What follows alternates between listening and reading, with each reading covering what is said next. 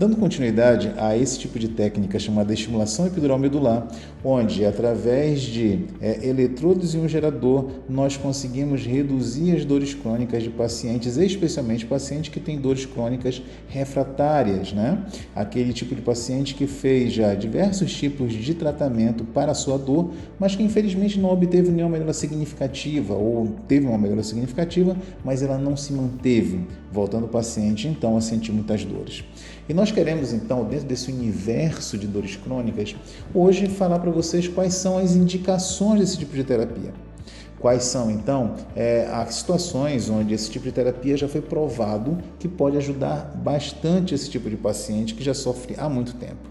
Então, começando com as indicações, quem pode usar? Para quem? Para qual tipo de paciente que esse tipo de terapia ele mostra-se eficaz e, consequentemente, vale a pena ser feito, né? Então, uma condição que é sine qua non é que geralmente não usamos esse tipo de terapia para pacientes de primeira vez, de início de tratamento, entre outras coisas.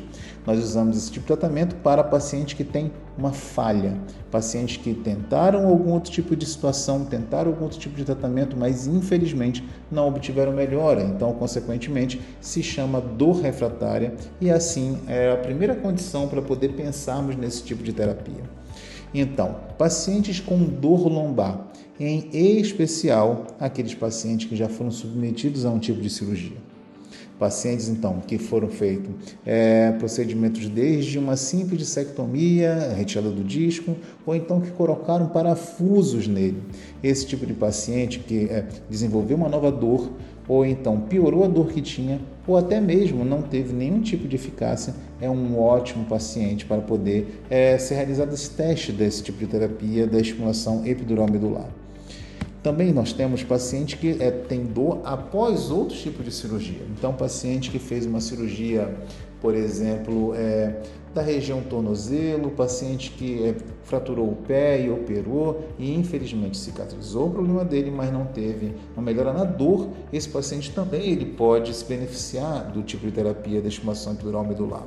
Pacientes que tiveram lesões na medula espinhal.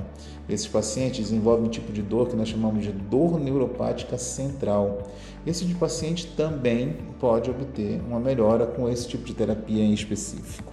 Também temos pacientes que têm outro tipo de dor neuropática, geralmente mais periférica, como por exemplo a dor do herpes zoster, principalmente aquela dor que fica após a resolução, após a melhora dessas vesículas, que chamamos de neuralgia pós-herpética, paciente que tem dor devido ao diabetes, chamamos de neuropatia diabética, e também devido ao câncer, alguma coisa assim como o próprio câncer ou até mesmo tratamentos que são realizados nele, como por exemplo a quimioterapia, que às vezes deixa o paciente com um tipo de dor específico. Também doenças vasculares periféricas, pacientes que já tratam com o vascular e infelizmente não melhoram, também podem utilizar esse tipo de terapia. E também duas situações específicas chamadas síndrome de dor complexa regional, que é quando o paciente, geralmente após um trauma, geralmente nas extremidades, mãos ou pés, acaba desenvolvendo uma dor que é desproporcional ao evento, com algumas características, como por exemplo um edema, um inchaço, como aparece aqui na imagem, como também a alteração da cor, temperatura, entre outros critérios que fecham o diagnóstico de síndrome de dor complexa regional. E também pacientes com dor visceral, eles também são pacientes que podem se beneficiar desse tipo de terapia. Então, esses são os pacientes que a literatura já mostra uma evidência significativa, mostrando que eles têm uma grande capacidade, uma grande possibilidade de se beneficiar desse tipo de terapia chamada estimulação epidural medular.